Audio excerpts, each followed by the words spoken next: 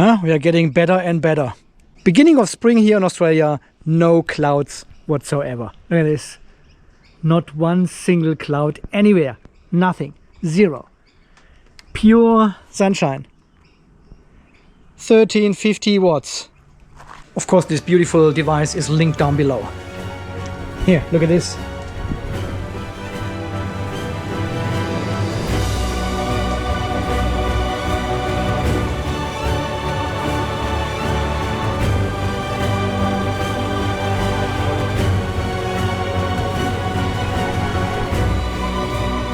Look how bright it is in here.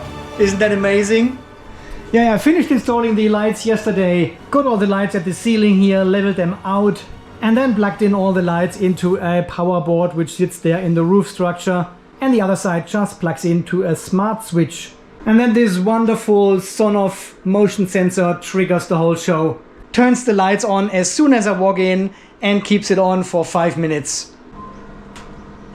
Here, this whole motion sensor just sits on a metal plate, magnetic of course, and there's the whole motion sensor.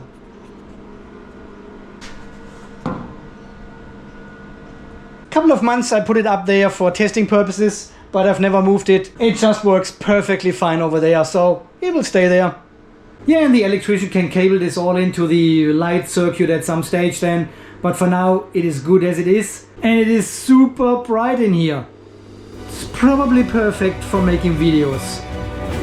Alright my friends, in today's video we wanna clean up this spaghetti mess here with all these cables. 10mm cable, 6mm double cable, 70mm cable, 35 flexible bus bar, 25mm super long, and 16mm as well. I grabbed all the cables I have to connect all these batteries here in parallel. Whatever I had which already had a ring lock at one of the ends, it got installed here to parallel these batteries. But it is a whole mess. Yeah, and I thought making my own link cables between these batteries. And I wanted to use 35mm cable for that, which is 2 gauge wire.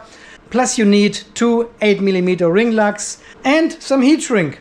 And then cutting all your cables, strip off the insulation, crimp them, heat shrink them. I thought, let's have a look at AliExpress because they've got everything and it is cheap. So these ones were the first ones I ordered here, pretty cheap. I think it was only $11 or something. 300mm length, M8 ring locks. Oh no, M10 actually. Oh, I think they sent the wrong ones.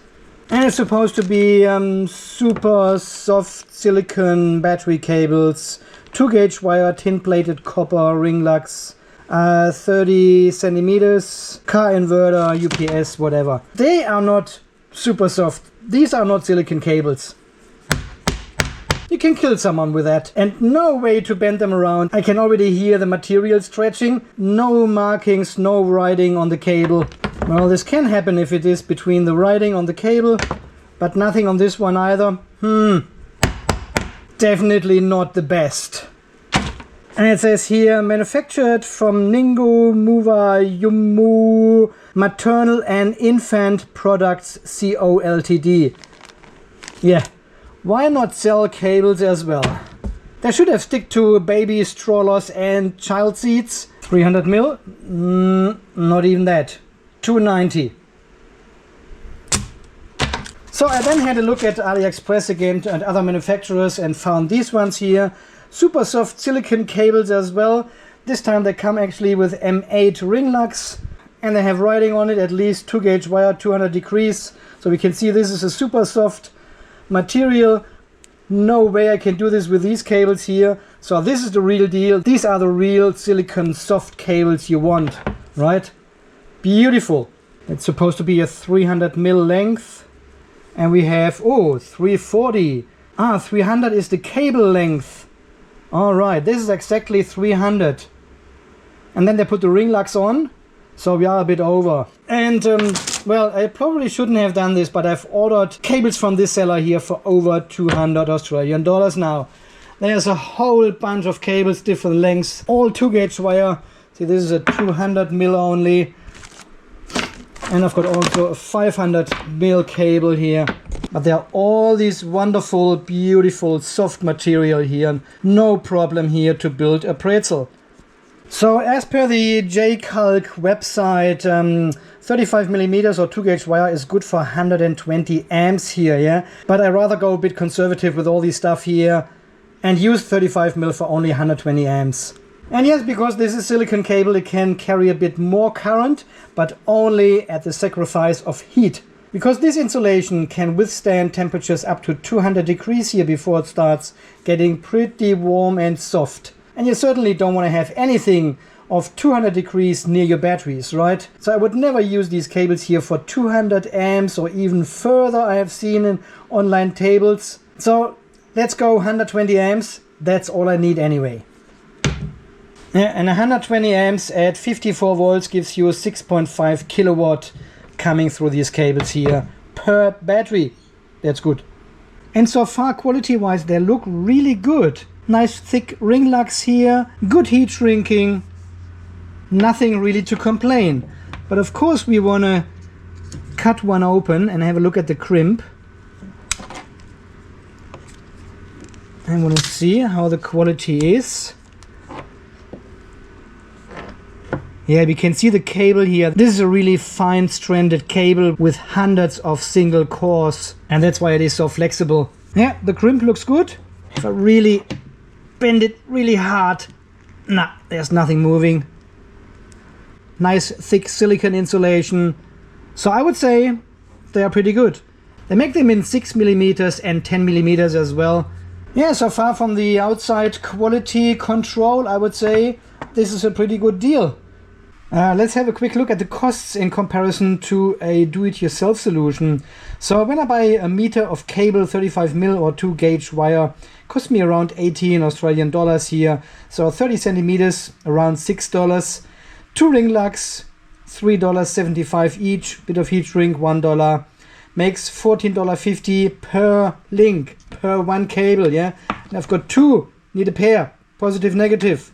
So it's around $29 for a pair. When I buy them on AliExpress, they cost me $19.99 including shipping for a pair of 30 centimeters, 300mm. So even this is a do-it-yourself channel here, we are not doing do-it-yourself every single time. Sometimes we just buy stuff, right? And these $29 do-it-yourself cables is with normal cables, not silicone cables. Silicone cables almost twice as much as the normal cable. So we are going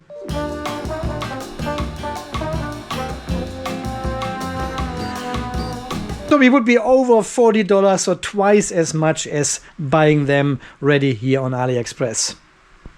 But as I said, I was really brave to order all these cables at once here because I didn't know anything about the quality of these cables, but for me they look alright. Yeah, don't buy from the maternal and infant store. It is not good. Okay, so before we put all these beautiful cables here at our batteries, I want to test these cable, at least 1 or 2 of them, and see if they can really carry 100 amps, and then check how hot they actually get.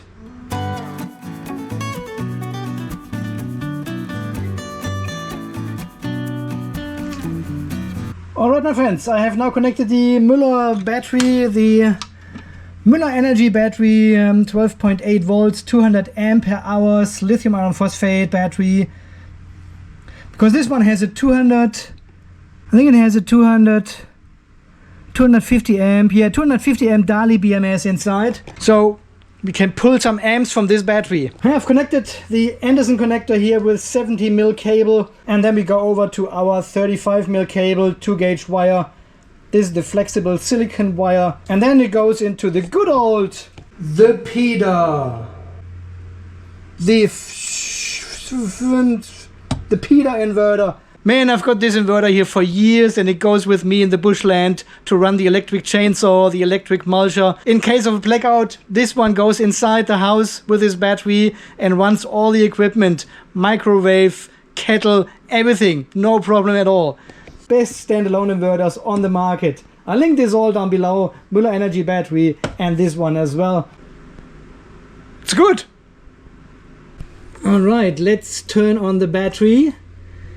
Give the PIDA some power, it turns on. Should see Here we go. 230 volts. And I've connected the Tesla vehicle on the other side of the extension cable, so we can adjust the charging speed of the vehicle and can see if we can pull 120 amps here out of this battery into this inverter. Shouldn't be too hard at 12 volts.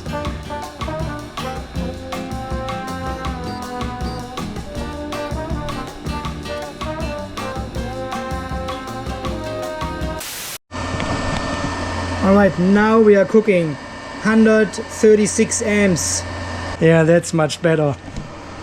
So, everything disconnected, extension cable, back to the house, plugged in the hot water system. Yeah, that's 1.5 kilowatt. Now it's 1.49 kilowatts actually only. There, hot water, 1490 watts. There's a bit of loss on the cable, but it heats. And it gives us nice 136 amps. Okay, let's have a quick initial look at all this stuff here. Oh, so we're getting really hot at the battery here. We've got 65 degrees on this 7mm cable. Wow, there might be something wrong with the Anderson plug here, huh? What do you think? That's almost untouchable. Okay, we want to concentrate on the silicone cables. They're actually cooler than the larger 70mm cable. That's funny. The silicone cables seem to be fairly cool. What do we get here? So we've got around 50 degrees here at the connection to the 70mm cable. And all the way here it's a bit heating up, 52. This is the positive cable. Yeah, this is heating up a bit. But the cable itself seems to be good. Alright, let's leave it running for half an hour and see how this develops. Interesting. Okay, we are still discharging with 137 amps. It is now 30, or is it 30? Around 35 minutes later. 46 degrees. Black one. Yeah, same 45, 40. I'll tell you what guys, this is not hot at all. This is nothing. Considering we already have 33 degrees here on the workbench here, ambient temperature. Here 33 degrees. Plaster wall 33 degrees. It's just nice and cozy in here. So having 45 only on the cable, that is only 12 degrees over ambient temperature. That is nothing. Alright, let's have a look with the infrared camera what we can see. We've got 56 degrees here on the connector. This is under the heat shrink, but it looks like the whole terminal is a bit hot there. Yeah, I don't know. It is hot, but it is not like I cannot touch it or so, you know. So what do we have on the cable? 50 degrees. Yeah, we see 50 degrees, 49. So almost the same as with the thermometer. Yeah, and this one gets a bit hot here. The connection 60 degrees. But the cable itself, look at this. The cable itself is not hot. What do we have here? 55, 56 degrees. But this is just a connection to the 70mm cable. See the 70mm cable, this is what gets really hot. And it obviously irradiates the heat onto the other cable as well. But here we can also see that the connection itself is actually cooler. So the hotspot seems to be here where it's crimped to the ring lock, right? The cable itself is totally fine. But in these areas where it is crimped to the ring lock, this is where the magic happens, so to speak. Here, cable is cool. And there's a bit of a hotspot here where the ring lock is. But overall, not too bad for 136 amps. Yeah guys, so there you have it. 136 amps for half an hour, not too shabby. It's a bit of increased heat development here at the crimps. So and that's why we always go with the 120 amps for a 2-gauge wire, 35 square millimeter. We are on the safe side, yeah. 136 now for half an hour. not too bad. But if you pull 120 amps only, you are definitely on the safe side with these cables. So for a cheap Chinese product, I'm impressed. Guys, it is already 8 o'clock. See you again in the morning. Hello my friends, welcome back. It is now the next day. Today we've got a bit of a cloud situation here sometimes. Putting a bit of stress on the MPPT solar charge controllers. Alright my friends, let's go into the... Wow. And there was light. Wow. Now we want to replace these link cables, get rid of all this spaghetti mush there and put proper cables in. So the plan is eventually all the batteries I want to keep and install here at the battery wall at some stage. I want to upgrade all these batteries with a fuse, a suitable T-class fuse, 100 or probably 125 amps. So that's why I decided to go for 35 or 2 gauge wire in between all these batteries, because none of the batteries will be able to deliver more than 100 or 125 amps. And 35mm cable is fine to cope with that. So that's the future plan. It will be a big upgrade to all these battery cases. Some of them have already fuses inside, but they may not be suitable. I know the SR1 here from Gobel Power has a fuse inside. This is one of these, what is it called? Mega fuse, a mega fuse, 80 volt. But I think the breaking capacity is just not suitable for such a large lithium iron phosphate battery. And I think it is a 300 amp fuse anyway, so far too large for this battery. So I replace this one and install fuses in all these batteries here, as well as in the Jakis if I keep them, and as well as in this Yixiyang tower here as well, including the MB56, which has already a 300 amp fuse, just far too large, I think. I mean, you would need like 120mm cable on the outside to cope with 300 amps. That is crazy. But this is a topic for a different video. Now we want to replace the link cables first. Okay, let's start with the Gobel tower, because this seems to be the easiest one. Alright, so. Oh, come on. Alright, let's turn all the batteries off. Alright, let's take all the terminal covers off. These ones are good and bad, because they can swivel in any direction. That's good, but to take them off, sometimes it's really hard. Main positive from the bus bar off. Look at these cables I had there. This is one of a BMS, which was in a 12 volt battery, and it was connecting the main terminal at the top with the BMS, and they used here like, what is that, 10 gauge wire, a double 10 gauge wire for that.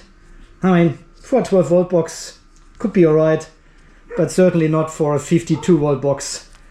But you know, on the other hand, people always tell me if the cable is short, it can have a thinner diameter than all the other cables, which is not true. Okay, we are using the 200mm silicone cables for that. So let's have a look how this would fit. So because they are a bit longer than 200mm, so I will make this little bend from one terminal to another, but that's fine, yeah? I don't want to have them dead on straight, so I think this is totally fine. The only question is, do we go outside or inside? Do we go this way? I probably take off all these handles here. I don't need them because I don't have a server rack or something where we potentially need these handles, and they're just in the way.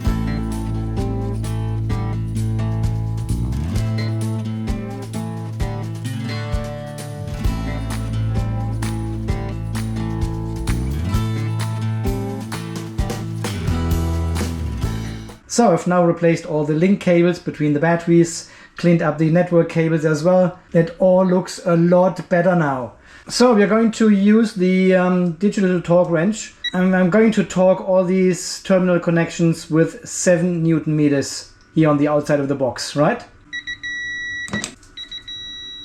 7 Newton meters. Okay, now it comes the daunting job to put these covers back on. Oh, it should be a lot easier because the handles are all gone now. Ah, look at this beauty. So easy. We will see this later when we do the other batteries, that these ones here actually are pretty nice because they can point in any direction, while the other ones, they can't. All right, and now we can turn all these batteries back on. That looks a lot better and cleaner than all this stuff here. Ah, disgusting. So now let's have a look at the Jakiper. We've got two 230 ampere hour batteries down here and a 100 ampere hour battery at the top. Well, this one has a JK version 19 BMS. These ones still have the original Pace BMS. This is the older Pace BMS. This is the new one with the Bluetooth we have tested here on the channel, which is kind of, well, you have to watch the video. So we cannot use the 200mm cables anymore. We need to use these longer ones here. And in this case, I probably have them going inside, not outside, because I don't want to cover the circuit breaker here. I know we are now covering part of the BMS connections, but they are not critical, and we usually don't need to touch them anymore once the cables are plugged in. Now let's try the shorter 200mm cables for up here. Yeah, that's definitely suitable. Hang on, where do we connect? Positive up here, negative down here. So we connect this one. Yeah, we have to connect this one. Maybe this one needs to connect to there. Just want to keep the aesthetic as much as possible. And we can use the shorter 200mm up here. Yeah, how the JK inverter BMS works together with the Pace BMS, I'll show you in the next video. I don't want to go through the handle. So I certainly would need to go this way. Okay, let's do it. Let's do it. Come on. Hang on. Maybe we can use these Jakiper supplied bus bars, because they basically clean up the mess they have done with the design in the first place, placing the terminals just above the display. When you connect your batteries, you cover partly your display. So that's why they have included these bus bars. They basically go here on these both terminals. And then you connect your main cables here on this one side, going down and going up. It's not a good solution either, because then you're covering the buttons of your BMS, and on the other side it goes over the communication board connections. Gobel power design, so much better. Nothing covers, everything is free, accessible, but here it is not the best. All right, that's the recabling of the Jakiper. It's not the super best, but on the other hand, these cables are so flexible, you just push them aside if you need access to something. And we definitely have to reroute these. That is not the best either. Once they're all in place, we will figure this out. So, what I don't like on these batteries here are these terminals. Yeah, this rubber thingy here, it is not great. Yeah, it comes off very quickly. You can touch the exposed terminals then. It's very hard to get on. They don't stay on. And what about the last one?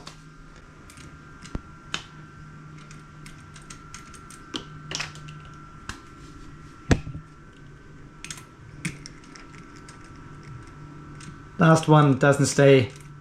So you will always have at least one or two terminals completely exposed. Very different situation to the Gobel power box here and these terminals. Another two cables to the pile. So, and now really comes the difficult part, the Yixiyang tower. Because we have such a big gap between the MB56 and the version 2 battery. Take all of these off.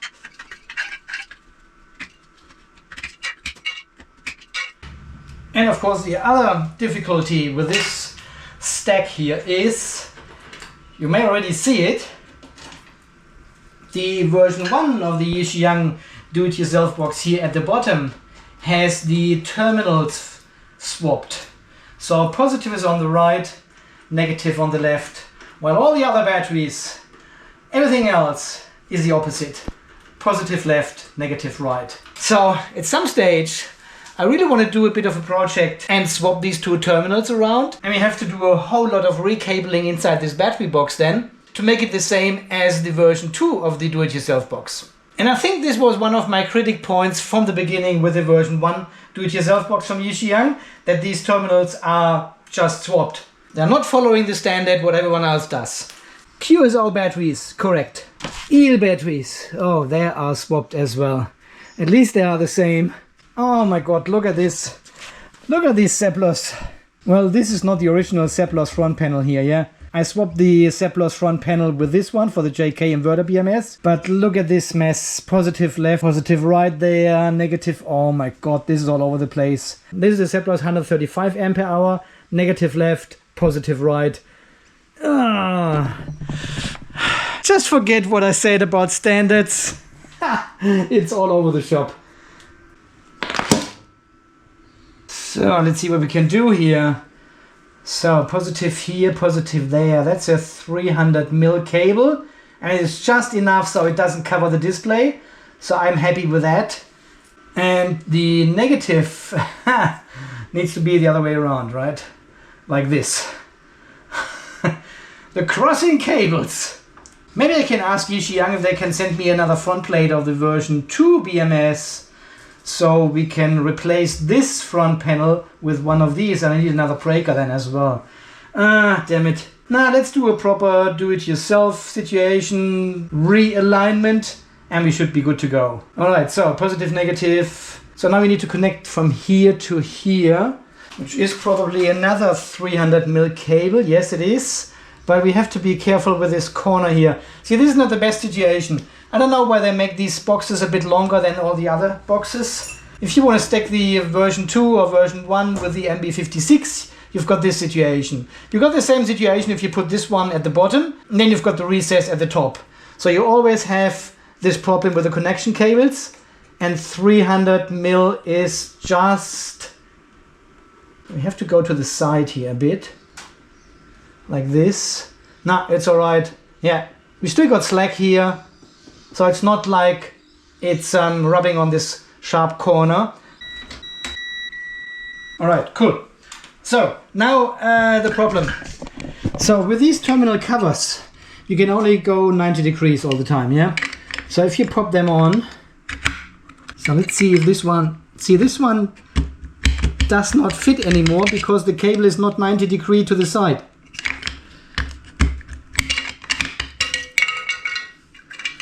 And the same with these ones. They pop on when the cable is straight in any direction, but if they are a bit on an angle like this, see, they won't fit anymore.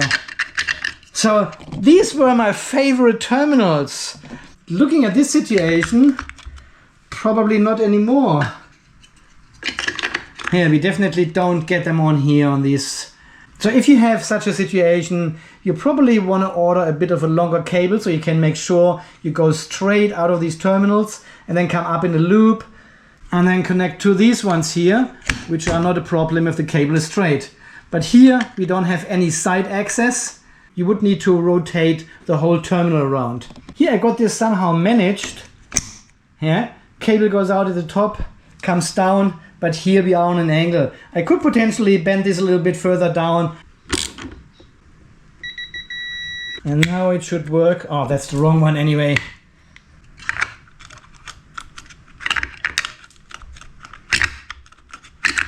I don't know why I made these ones my favorite.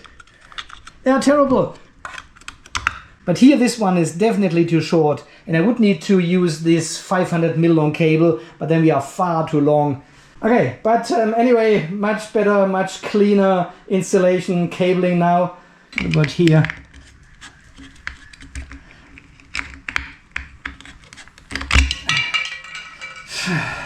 Alright, my friends, I think this is the task for yesterday and today. Yesterday testing the cable, 135 amps for half an hour, not too bad. And today the installation at the Gobel tower, the Jackie tower and the Yixiang tower here. Today with a bit of a deep dive here into battery terminals and connection link cables, sizes, flexibilities. This is certainly something not many people pay attention to, but I think you should. These terminals and these connection links are the backbone of your battery system. And as always, I link these cables down under the video as well as on my website. They make them in from 100 to 2 meters with 6, 8 and 10 millimeter ring lugs. So everything you need, all the sizes. But these 2-gauge 35 square millimeter cables are certainly perfect for me, especially once we have installed these 125 amp fuses in each of these batteries. And then we have a good match with fuse and cable size. And I will use these mostly oversized circuit breakers only as main switches to quickly turn off one of the batteries if there's a problem. But we will rely on this fuse inside the battery as well as on the MCCBs sitting here on the battery wall then, because they will all be dialed down to 80 amps only. But we will talk about this later. We are getting very close though. So overall I think it's a great outcome. It looks good, looks much cleaner, and we got rid of this mess of cables. Look at this here, it is insane. They're like 10 different kind of cables I've put in. Oh, these are nice flexible cables here as well. Wow, look at this, beautiful. Guys, as always, thank you so much for watching. Thanks for all your amazing support. People are donating to buy me a SPAT. There it says SPAT. Yeah, I'm still receiving emails where people ask, Andy, what does SPAT mean? Well, it says it here on the t-shirt. Calibrate solar panels, right? But make sure they are ice cold when you do that. And I just looked at these statistics here. We are at 117,007 subscribers. Guys, thank you so much, and I'm not kidding with that, because this is what I had here on the wall for quite a while, and we just need to swap these two, and we are up to date. Almost. I don't have another 7. But thank you so much to the person who is the 117,007th person subscriber here on the channel. Welcome. And of course, welcome back all the old ones as well. Guys, until the next video when we have a look at the IBMS. Yeah, that's this little box here. Yeah, finally we will have a very, very detailed look at the IBMS. This has been requested for a long time for many people, and in the next video we will start this. I have tested the IBMS now for over a year, and it is an amazing product. I need to show you. Alright guys, until then, you stay charged, stay safe, and thanks again for watching. See you then. Bye bye.